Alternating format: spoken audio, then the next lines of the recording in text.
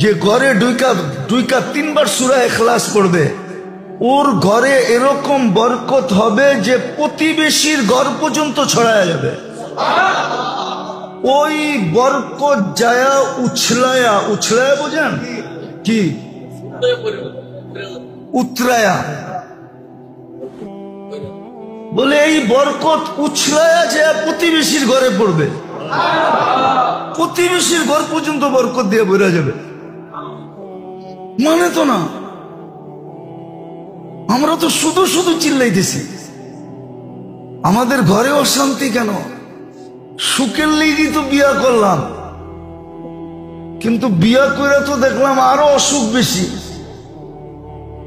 ভাবলাম বাচ্চা হইলে সুখ হবে, অসুখ আরো বাড়লো। ভাবলাম এটি বড় হইলে সুখ হবে, আরো বাড়লো। ভাবলাম বিয়া শাদী হয়ে গেলে আরো সুখ হবে, বিয়া শাদী দিলাম আরো বাড়লো। সুখ অসুখ তো বাড়তেই আছে কেন? এটির সাথে সুখ শান্তির কোনো সম্পর্ক নাই। আসেন তওবা কইরা মুহাম্মদুর রাসূলুল্লাহর আদর্শ মানি, আল্লাহর হুকুম মানি। কম তো হইল না, কয়েক শত বৎসর হয়ে গেল মুসলমানদের চেষ্টার, ট্রাই করা। মানুষ তো এক দুইবার ট্রাই করে বুঝা ফেলে, আমরা তো যুগের পর যুগ করতেছি। শত শত বৎসর পার হয়ে গেল বিজাতির রঙে রঙিন হইয়া, কিন্তু কিছু তো করতে পারলাম না। হ্যাঁ, তুই সমুদ্রের উপর দিয়ে হাইটা যেতে চাইলে হাঁটায়া পার করায় দিব। হাজারো কাহিনী আছে সমুদ্রের উপর দিয়ে হাঁটতে হাঁটতে গেছে গা। হ্যাঁ, আবার ভাবছে এত লম্বা হাঁটলে পাও যদি ব্যথা হয় তো জায়নমাজ বিছায়া পার হয়ে গেছে। না পার হয় নাই, কে পার হইছে? শাহজালাল রহমতুল্লাহ আলাইহি পার হয়ে গেছে। উনি জায়নমাজে পার হইছে, সাহাবা ঘোড়ায় বয়া পার হইছে। সব তোর হাতে উঠায় দিয়া দিব, তুই চাবি তো অগ্নিগিরির জন্য ফায়ার সার্ভিস দরকার হবে না, তুই হাত দিয়া বলবি পিছিয়ে যা। অগ্নিগিরি তোর আরবি বুঝতে বাধ্য, তোর ইশারা বুঝতে বাধ্য, তোর কথা মানতে বাধ্য। এখন ওই অগ্নিগিরি রাখা আছে, কিন্তু বাহির হওয়ার ক্ষমতা নাই ওর। হ্যাঁ, তমিমে দারি রাদিয়াল্লাহু তাআলা আনহু বলে গেছে, লা তাখরুজি ইলা ইয়াউমিল কিয়ামা, কিয়ামতের সকাল পর্যন্ত বাহির হবি না। কবর ওনার টিউনিসিয়ায়। জান, আমি দেখাইছি, আপনারা দেখা আসেন। কবরে গেলে সেলুট দিতে মন চায়, সালাম তো সালাম, সেলুট দিতে মন চায়। সেলুট তমিম তোকে। তাও 1 বৎসরের সাহাবী, 9 হিজরিতে মুসলমান হয়েছে, 10 হিজরিতে আল্লাহ রসুল দুনিয়ার থেকে চলে গেছেন। আল্লাহর রসুলকে 1 বৎসর পাইছে না, 1 বৎসর। বাচ্চা বলা চলে, বাচ্চাটার এই অবস্থা, বুড়াটার কি অবস্থা? কি অবস্থা বুড়াটা? আজকে মানি নাই আল্লাহর তরিকা, হুকুম মানি নাই, নবীর তরিকা মানতেছি না। মুহাম্মদুর রাসূলুল্লাহ এই জন্যই আসছে, ওনার আদর্শ এই জন্যই। কত জুমায় বলছি কি বলি না জানি না, আল্লাহর হুকুম ছাড়লে আল্লাহ এতটুকু রাগ হন না। হ্যাঁ, প্রমাণে বোঝা যায়, নাহলে বলছিলাম মনে হয়। 360টা মূর্তি আল্লাহর ঘরের উপরে, আর আল্লাহর ঘরের তোয়াব করতেছে উলঙ্গ। আবার আল্লাহর ঘরের চত্বরে বইয়া, চত্বর চিনেন তো? আরে মাত খালি জায়গা যেটা, ওটার মধ্যে বইয়া 360-এর পূজা করতেছে। আল্লাহ এত রাগ হন নাই। যত রাগ হয়েছিলেন যে সময় আবু লাহাব বলছিল, তাব্বান লাকা সাইরাল ইয়াউম, ধ্বংস হোক ওয়ালি হাজা জামাতানা, এই কথা শোনানোর জন্য তুমি আমার ঘরে জমা করছো। তাব্বান বলতে দেরি, তাব্বাত ইয়াদা আসতে দেরি হয় নাই। আল্লাহ কিয়ামত পর্যন্ত মানুষকে বুঝাইছে, আমার নাফরমানি মেনা নিমু, কিন্তু বন্ধুরটা মেনা নিমু না। অনেক সময় বলে না, তুই আমারই বলতি, আমার মেহমানরা কেন বললি? একা কি বলতি? মানুষের সামনে কেন বললি? চেতে না, চেতে না। হ্যাঁ, আল্লাহ বুঝেছে বন্ধুরটা মানবো না, আমারটা মেনে নেব। আজকে কোথাও মুহাম্মদুর রাসূলুল্লাহর তরিকা নাই, শিখেই না। বলছিলাম মনে হয় আপনাদেরকে, 1 মিনিটের মাদ্রাসা কিনা পড়েন, 24 ঘন্টার সুন্নাত শিখেন, 1-2টা আমল করেন, পুরাটা না করেন 1-2টা করেন, হয়তো ঘুমানোরটা করেন, নইলে ঘরে ঢুকারটা করেন। হাদিস তো আছে। বলবেন বেতন খান, চিল্লাবে না কেন? এটাও তো বলবেন, ঠিক না? বেতন নেন, চিল্লাইবে না কেন, ঠিক না? হ্যাঁ, আধা বেলা অটো চালাইলেও এর চেয়ে বেশি বেতন পাওয়া যায়। সত্য। ঢাকা শহর তো অটোর অবস্থা দেখলে আমার তো মনে হয় সরকারের দরকার ঘোষণা দেওয়া, গিনিস বুকে নাম লেখানো, যে অটোর শহর দুনিয়াতে একটা আছে, সব গাড়ি অফ করে দিয়ে অটোই চালাইতে দেওয়া দরকার। কমসে কম একটা শহর তো নমুনা হোক দুনিয়ায়, যে অটোই চলে, আর কিচ্ছু চলে না। তাইলে হয়তো ঢাকা একটু বসবাসের যোগ্য হবে, কেন অটোতে তো কোনো ইয়াটিয়া নাই। কি বলে? দুর্মিয়া। দুর্মিয়া। গ্যাস জ্বললে, অয়েল জ্বললে, তেল জ্বললে বায়ু নষ্ট হয় না? কি একটা বাইরে জানি গাড়ির থেকে, হ্যাঁ, দুয়া বাইরে। আরে দুয়া কালো হোক আর সাদা হোক, দুয়া তো দুয়াই। এটারে জানি ইংলিশে কি একটা শব্দ বলে, যেটা এলাকাকে দূষণ করে, দূষণ যুক্ত করে, বায়ুকে নষ্ট করে। তো যেটা বুঝাইতেছিলাম মেরে দোস্ত, এই জন্যই বুঝাইতেছি আপনাদেরকে। ওই কথার থেকে বাহির হয়ে গেছি যে বুঝাইবেন না কেন, বেতন তো নেন, ঠিক না? হ্যাঁ, আধা বেলা অটো কাজ চালাইলে কামায় নেওয়া যায়, আর অটো চালানো কোনো ব্যাপার না, ইজ্জত যায় না অটো চালাইলে। মজদুরি কোনো ইজ্জত যাওয়ার জিনিস না। কিন্তু মেরে দোস্ত, বুঝাইতে তো কৃপণতা করতেছি না, কিন্তু জাতি তো বোঝে না যে আজকে আমাদের এই দুরবস্থা কেন।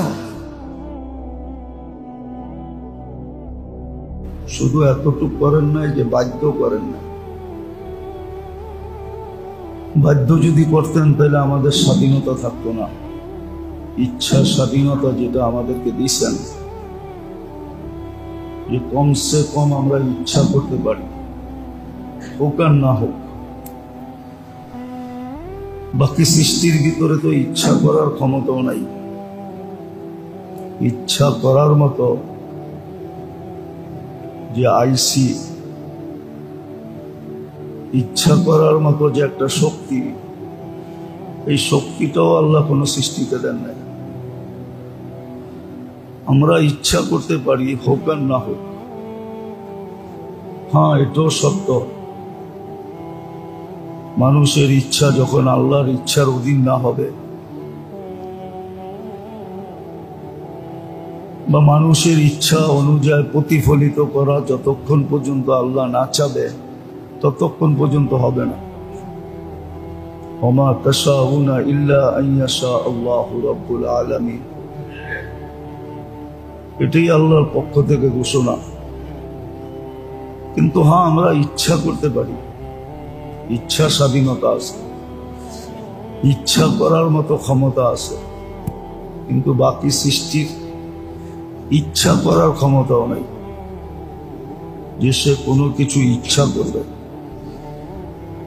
কতটুক করতে পারবে যতটুক তার ভিতরে সেট করে দেওয়া আছে, বা যতটুক আল্লাহর হুকুম, যতটুক করতে বলছেন অতটুকুই করতে পারবে, তার বাহিরে কিচ্ছু করতে পারবে না।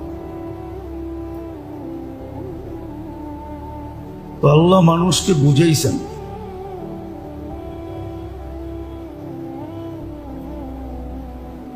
সর্বদিক দিয়ে বুঝাইছেন, কিন্তু হ্যাঁ, বাধ্য করেন না। বাধ্য করলে অন্য সৃষ্টির মতো আমাদেরও নড়াচড়ার সুযোগ হতো না। যেই কাজে লাগায় রাখতেন ওই কাজেই লেগে থাকতে হতো। চাই বিশালত্ব যতই হোক, এক এক সৃষ্টির বিশালত্ব দেখলে এই ছোট ব্রেনেও আসে না এত বিশাল কি করে হলো।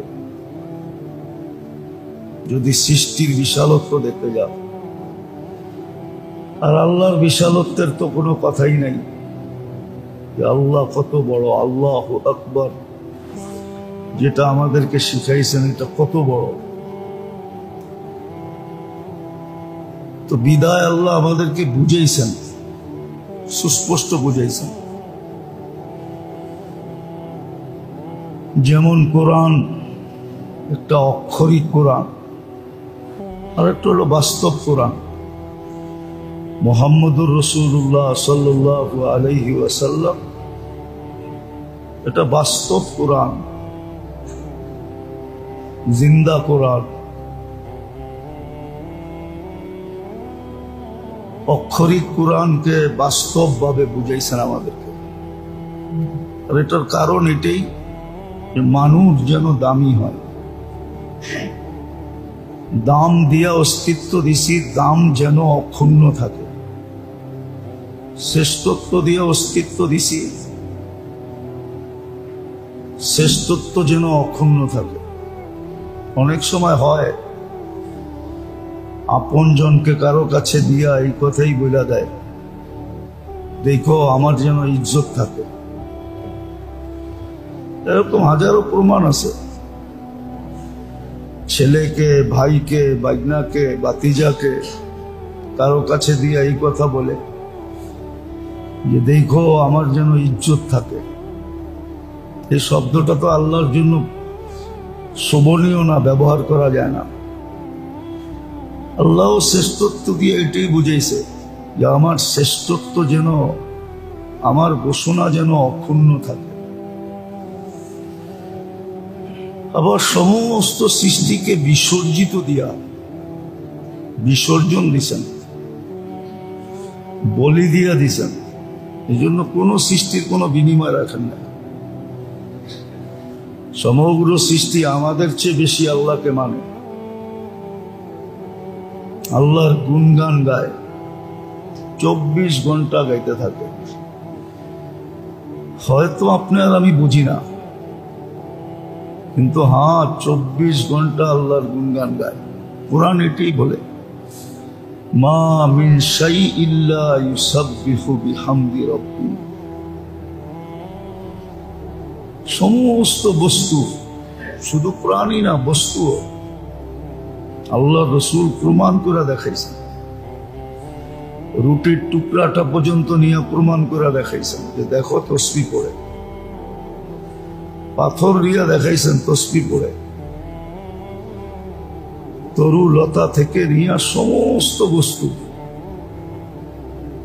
খড়ের কুটাটা পর্যন্ত আল্লাহর গুণগান গায়, বালুর কণাটা পর্যন্ত আল্লাহর গুণগান গায়। কুরআন এটাই বলছে, ওয়ালাকিন লা তাফকাহুনা তাসবিহাহুম। কে কি বলে এটা তোমরা বুঝবে না, অনেক সময় শুনবে না, অনেক সময় শুনলেও বুঝবে না। 2-4টা প্রস্ফুটিত হয়েছে, উদ্ঘাটিত হয়েছে, 2-4টা আমরা জানি যে এটা এটা বলে, এটা এটা বলে, বাকি আমরা জানি না। কিন্তু 24 ঘন্টা তসবিহ পড়া সত্ত্বেও কোনো বিনিময় নেই। 1.25 লক্ষ নবীদের কাছে ওহী নিয়ে আসছেন আর ওহী নিয়ে গেছেন। জিবরিল আলাইহিস সালাম এই দায়িত্বে ছিলেন, আজও হাজারো দায়িত্ব পূরণ করতেছেন, কিন্তু কোনো বিনিময় মিলবে না, এক বিন্দু বিনিময় নাই। আল্লাহর এত নেয়ামত, কিন্তু কোন নেয়ামত ভোগ করে দেখবে না যে কোনটায় কিরকম স্বাদ। জিবরিল আলাইহিস সালাম খায় না, কোন নেয়ামত চাইখা দেখবে না। জান্নাত নেয়ামত দিয়ে ভরা ভরা থাকবে, কিন্তু জিবরিলের সুযোগ হবে না গাছের একটা ফল চাইখা দেখুক কেমন মজা। তো না কোনো বিনিময়, না কোনো প্রতিদান, কিন্তু ডিউটি 24 ঘন্টা। আল্লাহ মানুষকে বুঝেইছেন, ইচ্ছা স্বাধীনতা খর্ব করতে পারেন নাই। তাহলে ইচ্ছা স্বাধীনতা খর্ব করে দিলে আল্লাহ কোরআনে ইঙ্গিত দিছে, তোমাদেরকে সোজা করা আমার কোনো ব্যাপার না। লাউ শা আল্লাহ লাজালাকুম উম্মাতান ওয়াহিদা, একটা দেশে শত মতবাদ, ঠিক না? কি ইসলাম কয়টা? দল কয়টা? ইসলাম তো একটাই, ঠিক না? দল এতটি হবে কেন? বুঝার বিষয়। ইসলাম কয়টা? নবী কয়জন? কিতাব কয়টা? দল কয়টা? আল্লাহ বলে আমি পারি তোমাদেরকে সোজা করতে।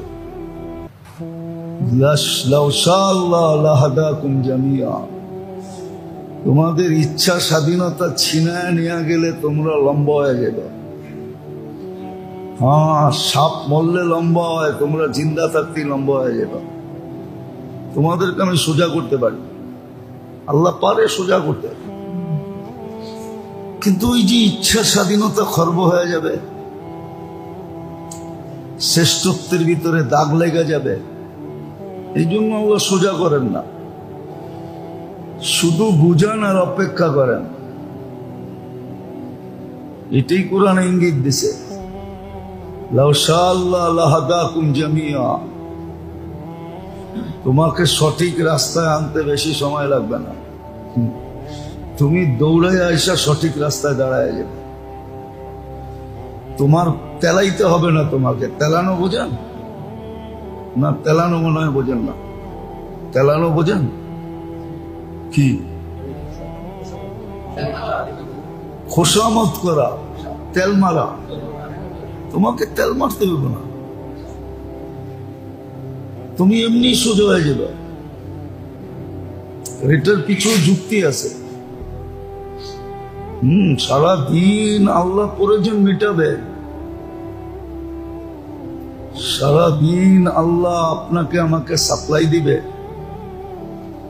সেবা দিবে, আমার সব কিছু খেয়াল রাখবে, সব কিছু পরিচালনা করবে। শিক্ষিত মানুষ তো শিক্ষা কাজে লাগায় না, ও শিক্ষা কাজে লাগানো দরকার ছিল। কোরআন ইঙ্গিত দিছিল, অফি আনফুসিকুম, তুই তোরে নিয়া ভাব,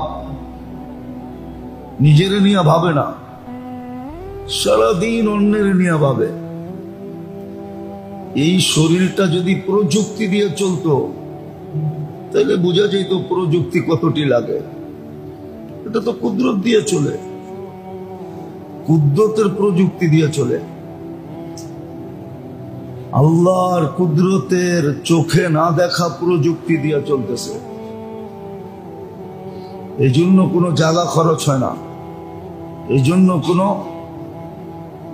শ্রমিক লাগে না, কোনো মেশিনারি কিনতে হয় না, এটা নিজে নিজে চলে। মাঝে মাঝে আল্লাহ দেখায়, দেখেন না একটা রিং বইতে কয় টাকা লাগে? রিংটা কি 10 হাত লম্বা, না 20 হাত লম্বা, না 30 হাত লম্বা? ওটা কি সোনা দিয়ে বানানো? হ্যাঁ, বসাইতে কয় টাকা লাগে? এই জন্যই আল্লাহ বুঝাইছে, এটা আল্লাহই করছে বুঝার জন্য। যারে রিং লাগাইছে ওরে বোঝান দরকার। ওর বাবা দরকার ছিল যে এতটুকু একটা রিং 1.5 লাখ 2 লাখ, যারতে যা পারতেছে ওটা নিতেছে। এক এক দেশেরটা এক এক দাম, খালি নিয়ে ধাক্কা দিয়ে বওয়ায় দিছে। লয়াল হয়েছে কষ্ট যা নোট বই না। আল্লাহ বুঝাইতে চেয়েছে এটা চলে পুরো আল্লাহর কুদরতি প্রযুক্তি দিয়া। এটা যদি মেশিন দিয়ে চালাইতে হইতো তাহলে বুঝে আসতো কয় টাকা লাগে। আল্লাহ মানুষকে বুঝায়, বুঝাইতে চাইতেছেন, কোরআন দিয়া বুঝাইছেন, রসুল পাঠায় বুঝাইছেন। মুহাম্মদুর রাসূলুল্লাহ জিন্দা কোরআন। হ্যাঁ, কোরআন হলো অক্ষরিক কোরআন, আর মুহাম্মদুর রাসূলুল্লাহ জিন্দা কোরআন। আমাদেরকে বুঝাইছেন আমাদেরকে দামি বানানোর জন্য, মানুষের কাছে না। মানুষ মানুষের মূল্যায়ন করতে জানে না। হ্যাঁ, স্বার্থের সামান্য বিরুদ্ধে গেলেই খেপা যায়। বাইবও দেখে না যে আসলে সে ঠিক করলো না ভুল করলো, ভাবে পর্যন্ত না, পায়ের রক্ত মাথায় উঠে যায়। মানুষ মানুষের মূল্যায়ন করতে জানে না, মানুষ মানুষকে চিনেই না। যদিও হুকুম ছিল, যদিও আল্লাহর পক্ষ থেকে নিদর্শন ছিল, আল্লাহর পক্ষ থেকে হুকুম ছিল, আদেশ ছিল, আদেশ ছিল যে মানুষ মানুষকে মূল্যায়ন করো, মূল্যায়ন করে না। নিজের স্বার্থ মতে হইলে, মত মতো হইলে করে, মতের বিরুদ্ধে হইলে আর করে না। মতের বিরুদ্ধে হইলে পাটপাতা বানায় দেয়। পাটপাতা চিনেন না? মনে হয় পাটপাতাও চিনেন না।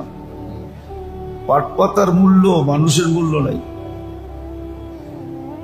অথচ বলছিল মানুষের মূল্যায়ন করো, আল্লাহর সৃষ্টির মূল্যায়ন করো। এটা বাইবা যে বানাইছে কে? তো আল্লাহ মানুষকে বুঝায়, মানুষকে দামি বানানোর জন্য। হ্যাঁ, যখন মানুষ মানুষকে দামি বানাবে না,